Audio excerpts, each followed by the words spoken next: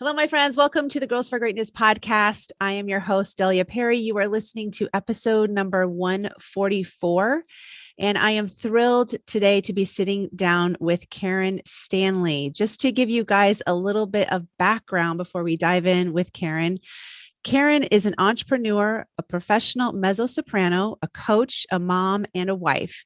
Karen is an Amazon #1 new release author, and she is a frequent self-improvement podcast guest who is not afraid to share her own struggles with self-worth, divorce, bankruptcy, foreclosure, and single parenting. Karen is all about sharing her life story with the hopes that others will be empowered to become the person they have always wanted to be. Karen believes that no matter what we've gone through in the past, everything we truly want in life is possible by creating self-love and believing in the girl in the mirror. You can find Karen's book, Becoming Mrs. Stanley, The Single Mom's Guide to Creating the Life You Want, on Amazon, which I will be sure to link in the show notes, of course. And as well, Karen has recently released a new video course entitled Shift: How to Unveil Your Inner Badass to Attract the One. You guys, I'm so looking forward to this conversation today with another tremendous human being who is out there putting good out into the world in their own unique way. So without further ado, Karen Stanley. Karen, welcome to the podcast. Thank you so much for having me. Yes, of course. Well, as we discussed before we just jumped on, you're actually in Arizona. I don't know why I thought California, but Arizona. But I was wondering if you could just tell us a little bit about just kind of your backstory and maybe a little about how you yourself kind of got to where you're at in writing and in the video series you've created. And I know it's a long story. I know there's a lot to unpack in there, but maybe just hit some of the things that have stood out to you over the years, the things that have really made the most impact in your life and led you to the point where you're at today. Thank you. I know. Where do you start? I never talked about an incident when I was 4 years old until recently. And I think it's so disgustingly prevalent everywhere, and it's, sexual abuse. And the reason why I feel like it's important to talk about, because so many things get swept under the rug and we think that they're not that big of a deal, especially when they happen to us when we're young children. We all have trauma and we all have very traumatic things that happen to us, abuse of all levels, even by, well-meaning, family members, or everybody has great intentions, or people don't know what happens, or just living in chaos, can be traumatic for kids. It doesn't have to be abuse specifically. Right. And what that does, and what that does to so many of us, is it really tarnishes our self-worth and makes us feel like we're not ever good enough, and we're never smart enough and skinny enough and pretty enough, and not really worthy of the things that we really would like to have in our lives. And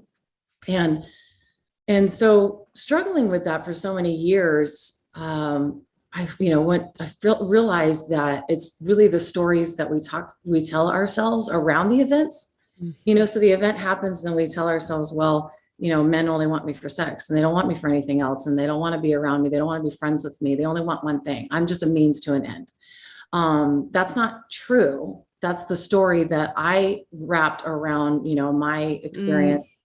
And so many of those things, discovering so many of the things really can set us free, and talking about it can really help somebody else going, oh man, I went through something similar and I never talk about it either. And I hide it because I'm ashamed, or I'm embarrassed. I'm damaged goods. I have so much baggage because this and this and this. And then move forward through your life, you get married and your marriage doesn't work out and your marriage dissolves.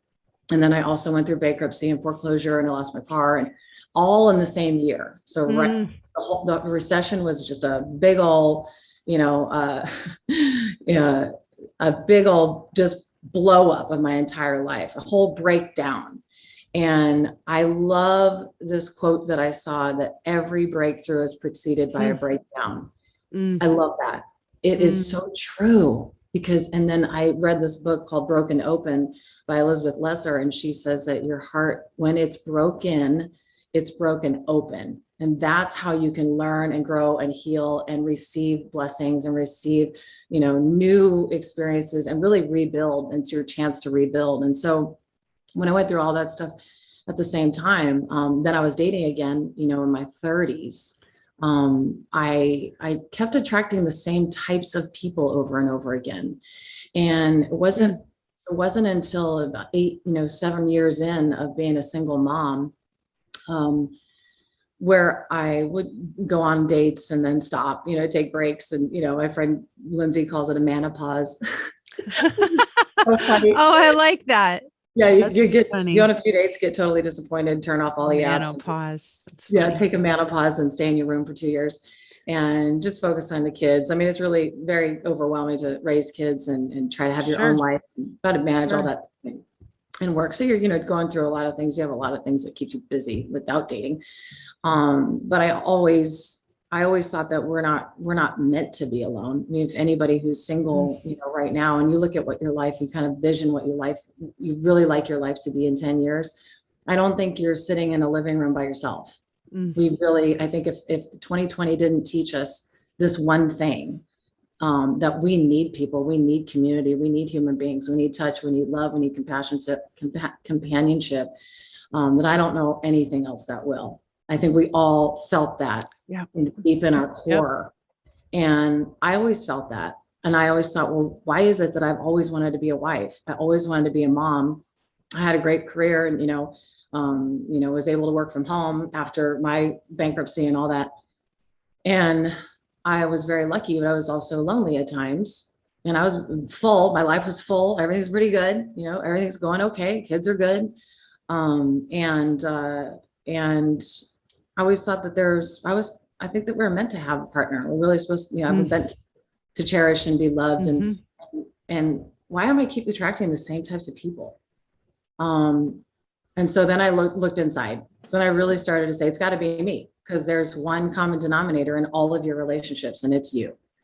What is it? What is it that I, really believe? And dig deep into what are the things that I'm saying to myself? What are the things that I'm saying to my girlfriends? And what is it that I really believe? I'd get on the scale, and if that number was anything higher than the lowest number I've ever been, it would ruin my day.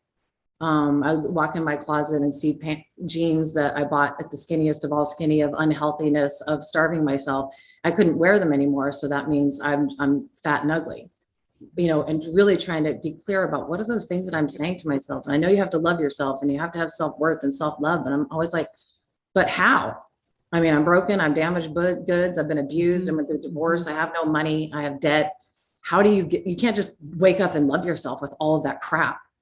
And then I thought, well, why not? Why can't you love yourself? Why is it so difficult for us to see through the circumstances and the past and really build your own self-worth that can only come from within? And I really worked. I really visualized the life I wanted to live. I really wanted a badass husband. And I went to my friend's wedding and I just thought, well, she did it. She was a single mom. She has 2 kids.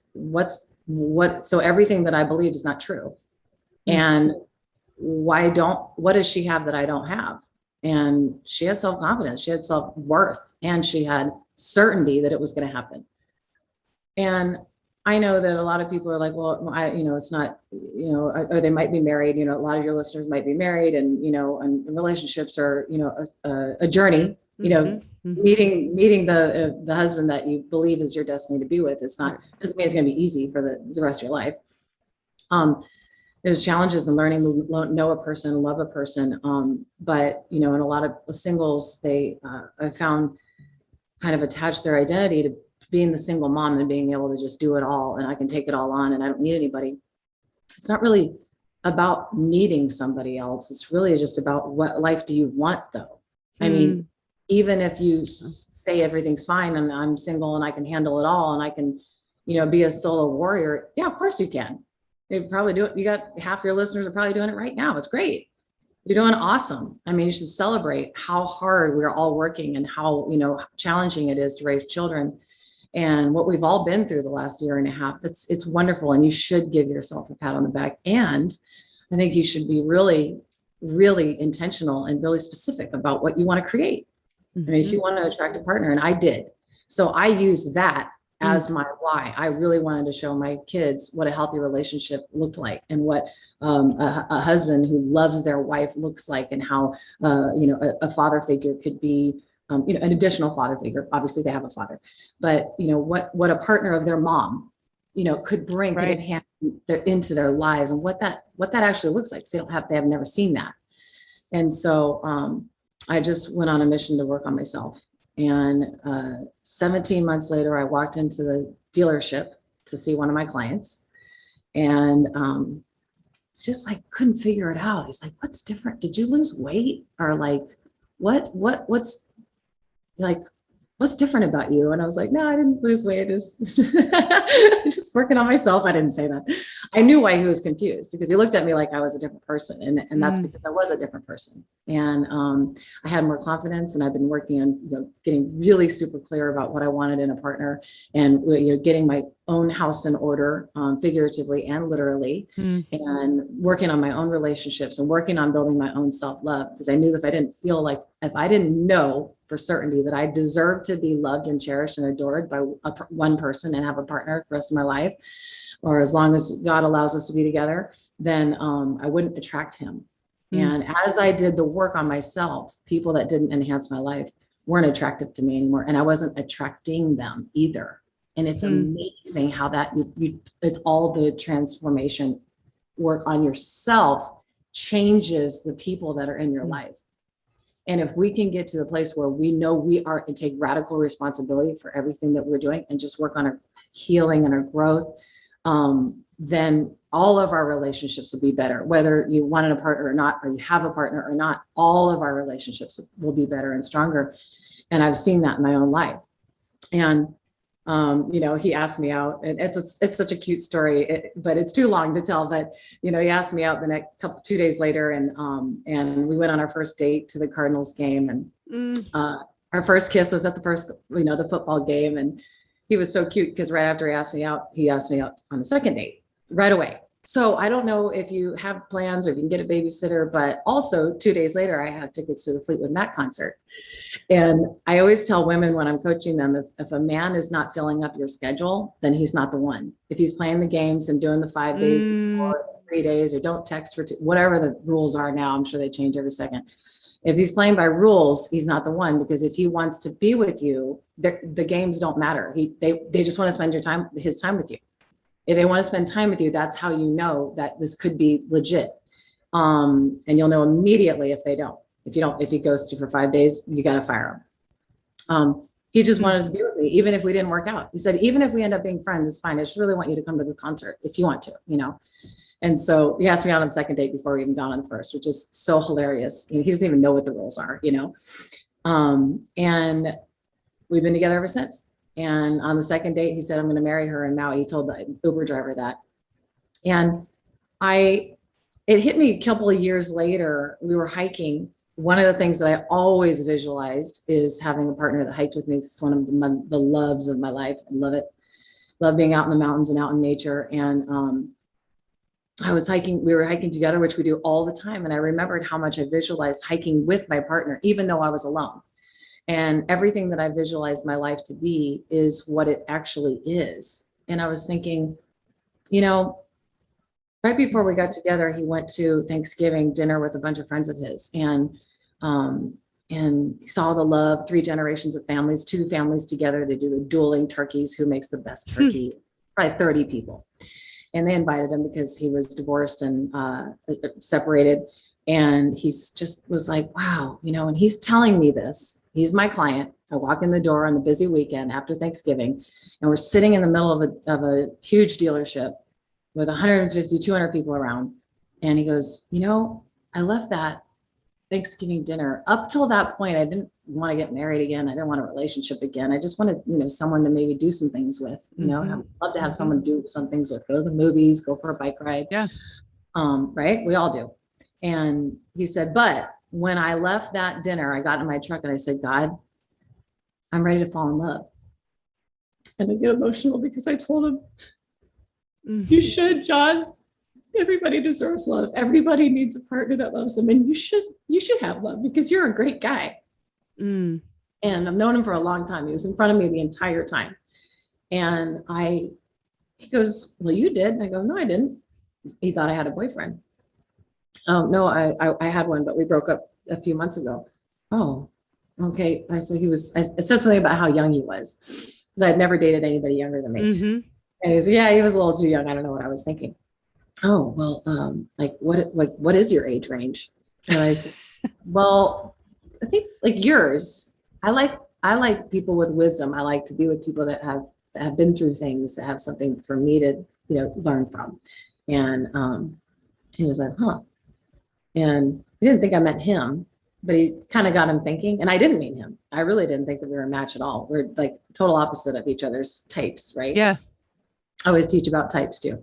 I posted the other day, it's like, so my type used to be this, massive football, wrestler, the taller and the larger, the better, Mm-hmm. which obviously I know because I was insecure about my height and my size. And so being with massive, huge men made me feel small. I looked small. I love that. Sure. And now, my husband's 6'2" and like 165 pounds. So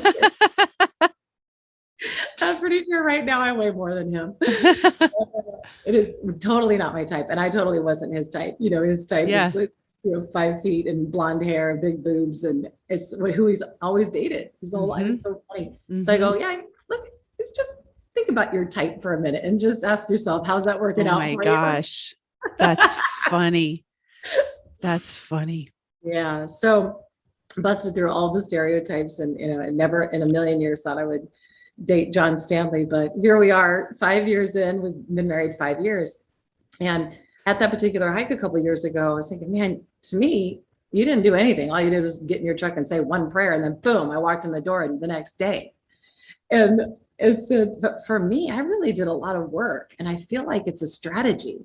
And I was kind of going through some of the things and some of the ways that I felt better about myself, some of the ways that I started to, accomplish some of the goals, focus on, accomplishing the things that I really needed to take care of and focus on the relationships I had, really get clear about what relationship I wanted to create. And he's like, you should write a book. So what's so funny is that I never thought I was going to write a book or do a video course or, be on podcasts. I just struggled so much with self-worth that if I found things that helped me, I just wanted to share them. I always tell people I'm not a doctor or psychologist. I don't even have a college degree. And I been in, running a business for a long time and doing marketing for a long time. And I was a single mom. But since I struggled so much to believe that I deserved it, and since I attracted all the wrong partners over and over and over again, and I put these strategies in place to build the love in myself in order to attract the love that I always wanted, and it worked. And so if it can work for one person who's struggling out there struggling with self-esteem and thinking that they're not skinny enough and pretty enough and smart enough, and you have too much damage and too much, your damaged goods and too much baggage. Well, I have all of those things, and so I've proven that your circumstances don't determine your future, and your past does not determine your future. And I think a lot of people who say, I want to be single, I'm fine single, I don't want to date, marriage is a nightmare. I get it, because that's all of your experience has shown you that to be, quote, true. But your experience doesn't have anything to do with what you can create in the past. And it's really a huge blessing, in my life to have a partner, my biggest cheerleader, and telling me to go forward with all these things, start my website and start my blog, and he's behind me all the way, and he's cheerleading the whole way. I never had that before, so I didn't know that was true because of my experience. I felt it in my heart that it was possible, and got really clear about what I wanted to do, and then I just worked on myself. And so my book is all about those strategies. It's everything I did on myself to change my beliefs. And then, I was thinking a lot of people are really more experiential learners. And so the video course, I thought that's got to be the next step so that we can really dig, deep into it and have weekly coaching and all the writings and the journaling and the exercises. So I'm really excited about that. And I just launched it this week. That's awesome. That's so awesome. Well, this is great timing then, because we're getting the word out about it. We're trying to get together for 3 months. I know. No, Right. it's perfect. God, that's such an amazing story. I mean, seriously, so many things that you said, just, I jotted down, and just your takeaways. And I think the question though, that you asked, I think that started all of it for you, was asking the question of, what do you want your life to look like? And that is something that I think is so important to address frequently. In fact, I even just the other day, probably 3 days ago, wrote that question at the top of a piece of paper and just made a running list, because I feel like whenever I get to a place where I'm either stuck or I'm just not, things just aren't going the way I would want them, or whatever, there's some area of my life that I just feel is off. That's a question that I like to come back to, because I think that can shift. I think it can change. And I hadn't done that exercise in a while. And I encourage anyone that's, listening or watching to do that. I mean, I think it's just really valuable to really pause and take that time, because we get so caught up in what we're doing and doing all these things day in and day out, that we don't ever just stop and say, do you ever stop and just be like, what in the world is going on around me? What have I created? Who am I? And where am I headed? I mean, all of that, wrapped up into that one question, I think is so important. And I think it obviously was a huge catalyst for you to think, gosh, I'm in control here. I have to change something, or I need to, change my course if I'm ever going to get to where I want to be, or where the way I want to really live my life. So I just thought that was really great. Well, thank you. I know, what's that saying? If you don't know where you're going, then any route will take you there. Yes. Yeah. It's so powerful though. It seems so simple, but what is it what is it in your true heart? Mm-hmm. And I think that everything that's put in our heart is there for a reason. And we all have different dreams, and we all have different goals. And if we could be intentional about what that is, what is the destination, or one of them, right. And then right. make teeny tiny steps, taking one step a day or one step a week, towards them. That's true. That's true. The secret, it's actually the secret to building your own self-confidence, because I have a vision. I took one step to get there. It's actually progress towards it. And you go, wow, I feel really good because I'm just making progress. I'm not there yet. I wasn't out of debt when I when I got together with my husband. I just had made a lot of progress. I just decided I'm not going to let that, hang me on the cross every single day just because I have debt. And I was embarrassed. I was ashamed. And how could you be in your 30s, late 30s, and you owe the IRS? I mean, you should be ashamed of that. You're terrible with money. That's the inner bitch. I talk about how to get rid of the inner bitch. Sorry. No, I love it. I love it. We all have one. We all have one. Of course. And so the strategy is to shut her up, and it's taking action. So I put it on automatic, whatever I could afford monthly payments, and I didn't look at the statements. And it came out of my checking account every single, first of the month. And I knew that I was making progress, and I visualized on what I wanted to do, what I was going to do when that number was zero. I was going to take my kids on a trip, and we're going to go to the beach, or we're going to, throw a huge party because I was debt free. And so, it's little shifts like that. Right. I was, without my knowing it, I was like, just want to get rid of these things. I want to make progress towards the things that are really important to me. I was building self-worth without saying, I'm going to put a strategy in place to build my own self-love and self-worth. I'm just like, what do I need to get done? What am I procrastinating? What do I really need to do? What do I want to do with my life? And get one little tiny baby step of that every day. That's so true. That's so true. A lot. Yeah. And I know that, you two, kind of started to visualize and think about, the type of person, like you said, that you wanted to be with. What was that going to look like? And I think there's a lot that obviously we could address there, but I think, for those of you listening who are in that mode where you're dating, or you're maybe not married or not with someone in the moment. I mean, I think that those questions are there. I have friends who are in that situation, and I know that it can be a lot to unpack. It can be a lot to think through. But on the other hand too, I mean, I love what you had to say too about just focusing then on who you are and how you can be your best in order to attract that person. And so before I can dive into maybe some of those other things, I'm curious, like for you, what were some of the things that you did to kind of quote what you the word you used on your site, I know, unbrainwash yourself, which I love because we've done it for years and years. I've done it for years and years, and it's not an easy thing to break a pattern with, to break the cycle. I still have days, but it's so important if we're going to move forward. It's so important, and it's very challenging. There's no quick fixes. You don't, snap your finger, that inner bitch never comes at you again. She's always going to be there. And so it's really practicing just like anything else.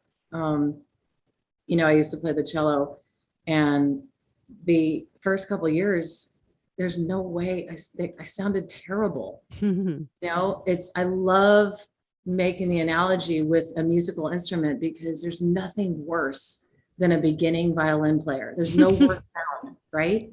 Yeah. And there's almost no more beautiful sound than a violinist who's been playing for 10 years. And they all started the same way, all of them. And the only way to get better is to practice. And then it looks like effortless. It looks like it's so easy for them. It's easy because they've been doing it every day for 3 hours for 30 years. Mm-hmm. The only way around it. There's no other way. And that's true of everything.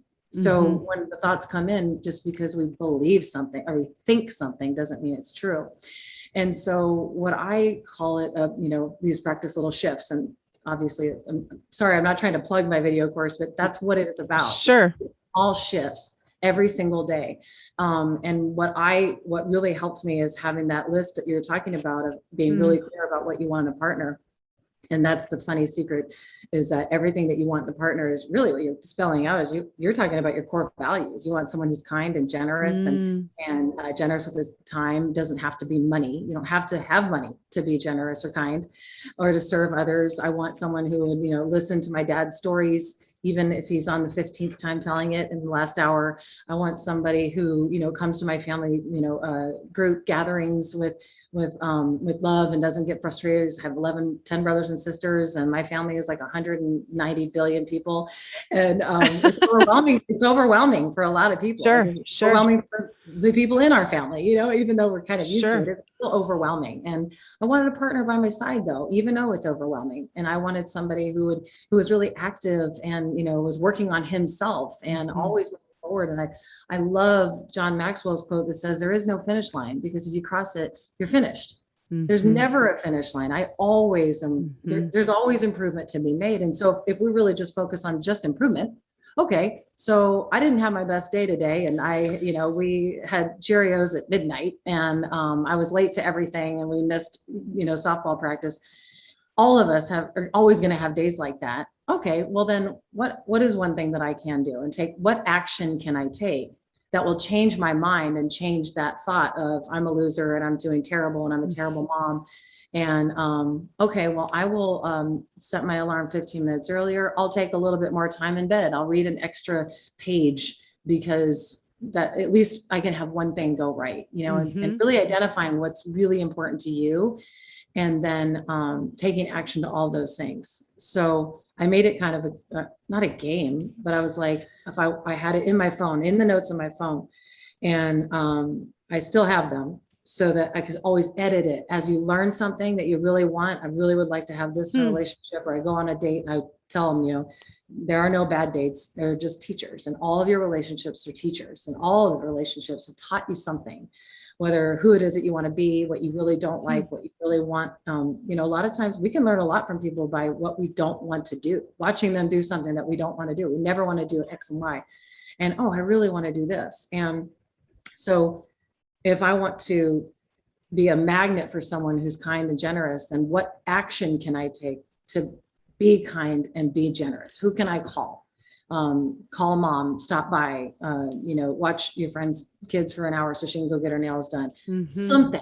And I'm not saying that, every day I was perfect at, doing every single thing on my list. No, it's just my intention was, okay, I really want to attract that person. So I really want to become that person. It's the only way to attract it. And then I really want to strengthen my relationships. But what does that mean though?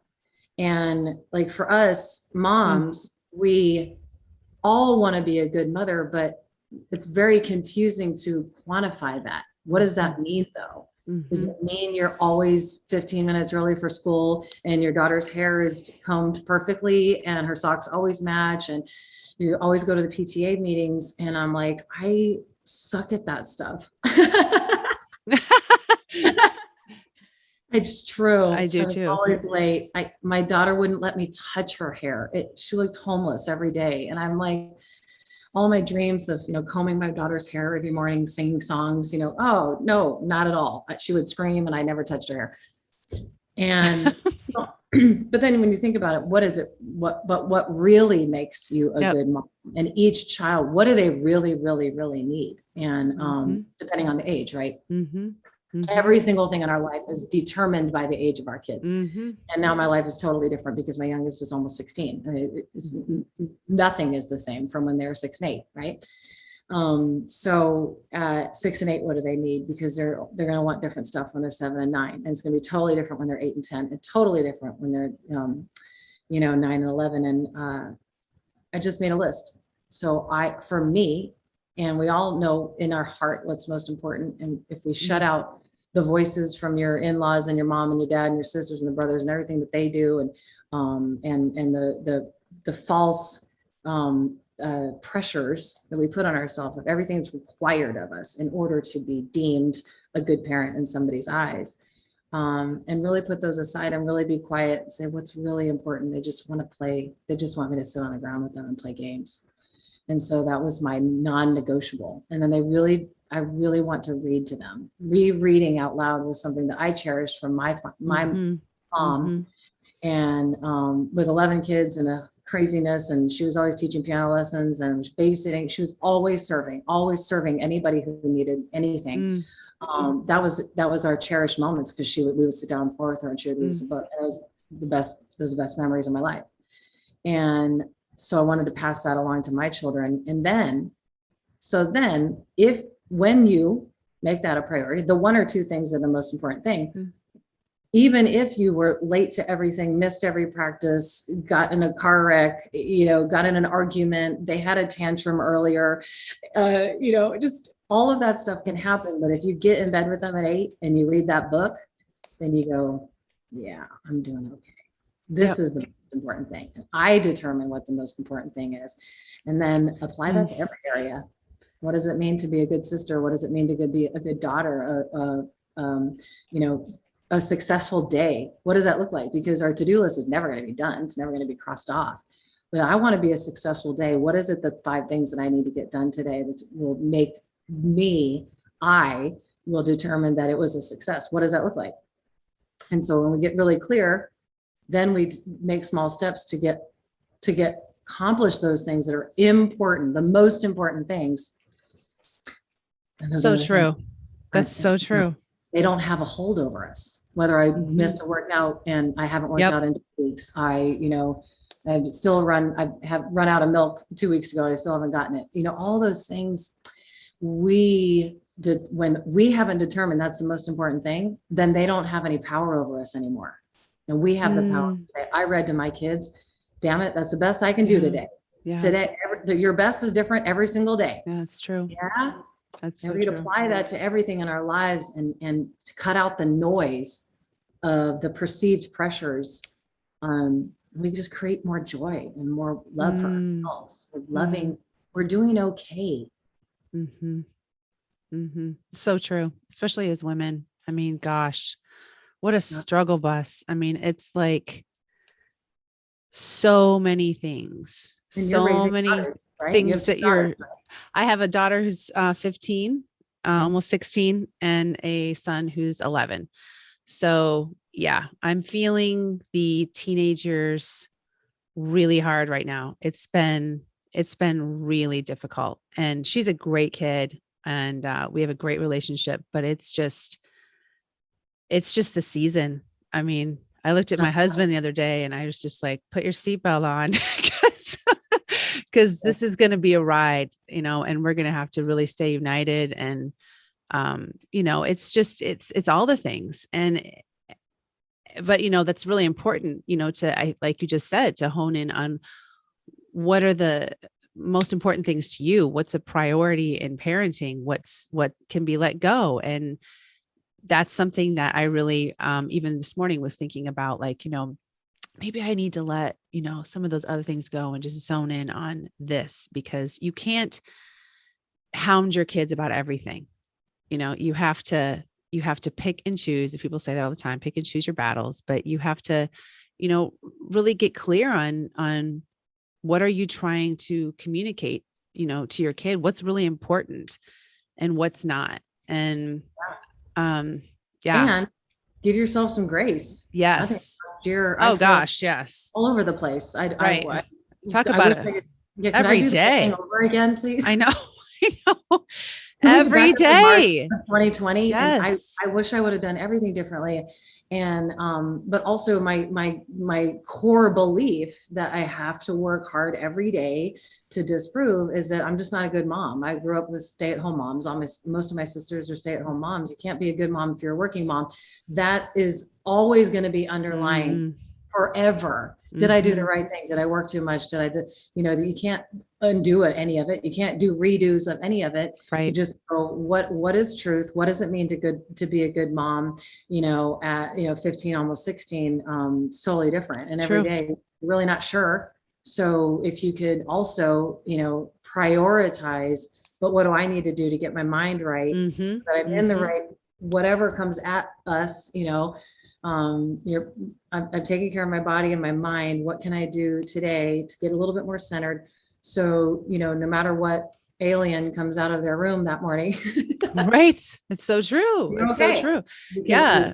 Yeah. And I think you make a good point. I mean, I think there's no manual to this, and there's no manual to life. I mean, I think sometimes we want to have everything so spelled out. I mean, especially for someone like me, who's very organized and type A, and, tell me what I need to do and I'll do it, Same. so that's just the way I am, but life doesn't work that way. And I think sometimes for those of us that are like that, it's real easy to get frustrated, and you have to learn, like you just said, you have to give yourself grace, and you have to cut yourself some slack and be like, you're doing the best that you can.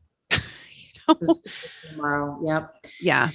Because I've struggled so much with this, that you just have to keep shifting to what can I do? What can I do tomorrow? I didn't do great today. Was not my best moments. I'll never forget my friend when she was raising teenagers. She looked down at the bottle of wine that she had just finished, and she told her husband, she's like, I think I have a drinking problem. She's like, no, you have a teenager problem. Oh, that's funny. Exactly. I can relate to that. Yep. I can relate to that. That's funny. Before I wrap up with this, so many things we could talk about. I always say that, I feel like every single episode, but before I dive into my last two questions, one thing I wanted to ask, that I think for those of us who are in a relationship, or who have, a significant other, or we're married, or whatever, however you guys want to phrase it. I'm curious for you, like, what you would say to just someone who feels like maybe that relationship isn't where they want it to be, and how do they start to, I think, just make it better. I think it's maybe not in the realm of, like, I'm not saying that there's anything going on that needs to be addressed in terms of, like, hey, we're like on the verge of divorce or things like that. I'm just saying, like, making it the best that it can be. And I think that that's so important, because I think a lot of times we grow very complacent in that relationship, whatever that is for each of us, whether that's, a boyfriend, a wife, a husband, whatever, and it's real easy to, again, I think, forget what the priority is in that relationship. And, a lot of that just gets swept under the rug too. And so I'm curious, like for you, even just being married 5 years, I've been married, almost 25 years, but what that has been for you, like just in those years. And because I don't care if you've been married 1 year. Relationships are difficult, keeping things moving in the right direction and all of it. I'm just curious what maybe even the wisdom you've gleaned from everything else that you've been through and the other relationships you've had. And yeah. I have a tendency to hold things in.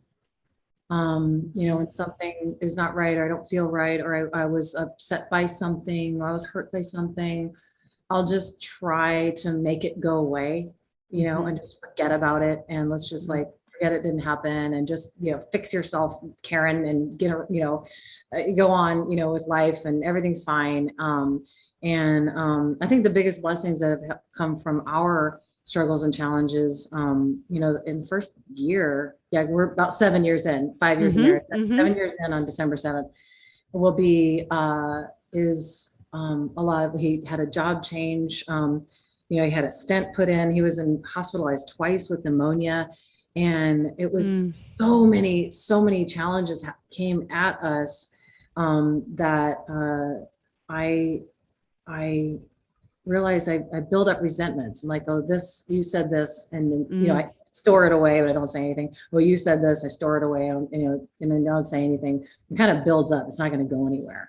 And then we read the book Real Love by Greg Bear. And because I'm no expert at all, I rely on the experts. I read everything I can get my hands on. So it's the only way to grow. It's the only way to really work on yourself, so you can bring the best into the relationship. That's how you're going to get the most out of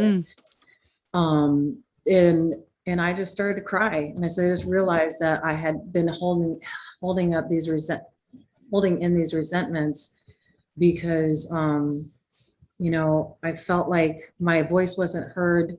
I had to be by his side through the whole his whole divorce process, because even though he had already left, long time before that, he never filed the papers because he didn't want to, because he knew it was going to be a nightmare. And it was truly the worst thing I've ever gone through. It wasn't even my divorce, but the constant attorneys and trials and emails and the battles and it was ugly and it was horrible. And I'm not good. I'm not built for that. Like that stuff really ruins my day. And getting an angry email, attorney from an email every other day, and stop down everything and find the check from 1922. And it's like, oh my gosh, and print out all your bank statements for this, because they're going to come after you for that. And like all this stuff. It's like, I felt, and I told him, I think we should, hire different attorneys. We should interview different attorneys. I knew a couple really good attorneys. Like, no, this guy is going to do, he said he would do a lot of the work with a paralegal, so we would save money. He's a friend of mine, blah, blah, blah. You decided to hire this person, who absolutely, destroyed us, because he did not do anything. He did not get anything for, that benefited John. And not even things that were done. It just wasn't fair, because he wasn't a good attorney. He didn't fight. He didn't know. He didn't do what he was supposed to do. Now we know later. And I really resented him for that, because he didn't listen to me. He wanted to save money. And he had already made up his mind, and it's his divorce. And I just started to cry, and I said, I'm really sorry. I said, it's over. It doesn't matter. Like, whatever it costs is what it costs. It's not about the money. It was just, I felt like, you screwed this up. We're in the situation because you didn't hire a better attorney, quote unquote, right? That's this huge story I made up about where the circumstances at hand that were over a while ago. And I was making myself miserable, putting all the blame on him. And I just let it go. I just have to get it out, though. I feel this way. I held resentments. They're not serving either of us. There's this wall in between us, even though we're going along and everything's fine and whatever. And you really get to that point where you can, I just pray every day. Every time there's something I really want to talk to, really hard for me to be honest when it's going to hurt someone's feelings, or it's not going to be comfortable. I really struggle with that. And so I pray, I ask God to help me with the right time and the right words and the right tone, because I say things in the wrong tone and it never works out. Never works out. You're never going to solve anything and you're never going to get close to it. And then the other one that we read together was the 7 love languages. I'm 5 love languages. 5 love languages. Yep, yeah. It's so good because we give love in the way we want to receive, but it's not necessarily how your partner wants it. So really getting to know what that love language is, and we're totally opposite in how we need to feel loved. And it's really, really helped me a lot. So that's awesome. Read. Yep. Forgive. Yep. Work on yourself. Yeah, that's great. That's great. Well, to wrap up these last 2 questions I ask all my guests. The last one is actually a new one for this season, but tell me 3 words that best describe who you really and truly are.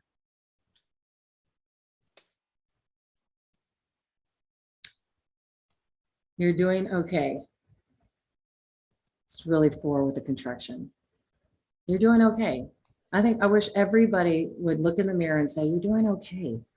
And always look for improvement. Always say, oh, I can do better. Yeah, I want to learn more. I want to evolve. I want to get better at relationships and get better at communication. And I want better health and better relationships. But you're just doing okay wherever you are, no matter what it is. All the circumstances don't matter. You can always look back. If you look back at where you were 5 years ago, you go, oh, I actually am making a little bit of progress. And a lot of times we don't stop. We don't ask ourselves. We don't look at things that might have affected us, a horribly negative way, 5 years ago. And you go, oh no, I have grown a little bit, and a little bit is okay. Yep. A little bit enough. Yep. And we are enough at wherever we are. And I wish I would have known that and believed that a long time ago. So true. I love that. And my last question, tell me one way that you strive to embody greatness in your own life.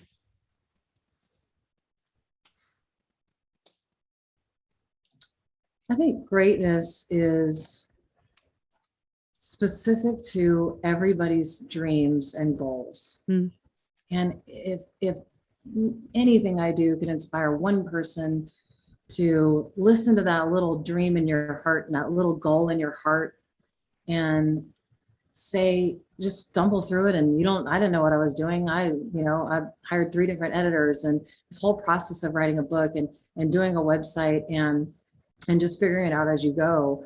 That dream is there, not because I am great, but I want other people to feel good about themselves. I want other people to have great relationships. And so I just was called to do all these things and go on this journey that I didn't know, and all the false starts and all the mess ups and all the money I wasted on things that didn't work out and whatever, I would say greatness is just moving forward with any kind of dream or goal that you have. I think it's there for a reason. Everybody's story is worth Leah just came in. Everybody's story is worth telling. All of them, there's similar things, but in a different way. And we all have a different perspective, and sharing it. If you ever think you have a book inside you, start writing. Just write 1 hour on Saturdays. And if you really always wanted to start a blog, you always want to start a business, or so true. You want to attract a soulmate. One thing, just start with one thing. Just start with a list. Put it in your phone like I did. I called the soulmate list. That's awesome. Focus on it. And one, just like, if you could just be who you were destined to be, that's greatness. And getting close to who I was. I'm not the person I was meant to be. I'm not living my true potential and my true destiny, just on the journey, toward it. Whatever. Yeah. Come on. I agree. Do it. Anything that you really feel you really want to do. I hope that something I'm doing or saying is helping you go, oh, maybe I can do that thing, that one, whatever it is it's all different to each of us. Yeah. Yeah. I love that. I think you're honoring, you're doing that. You're doing a great job. You're honoring the dream that was inside of you. And like you said, we're all on the journey to becoming our best. And it is definitely about becoming. It's not an end destination. So Karen, thank you so much. This has been so much fun. I've loved hearing from you, hearing your story, hearing your wisdom, just so many amazing things that you shared just about relationships and just how we can be, I think, just better humans and better people in general and better to ourselves. So I think that's so, so important. And I just really appreciate you taking the time to chat with us today. So thanks so Thank you so much. much. I really think that I'll just leave with this, that relationships, the quality of our relationship really do determine the quality of our life. If you really think about it. And so if we can really be intentional about what we can bring into each one of our relationships and just strive, nothing, you're going to, you're going to have arguments, you're going to have bad days, and just strive to be, I think I can improve in that area. Then everything about your life, everything is determined about relationships, in business and your personal life and in your home. And that's why I'm so passionate about it. And I'm striving every day to be better. Yes. Yes. I love it. Thank you so much. Thank you so much for having me.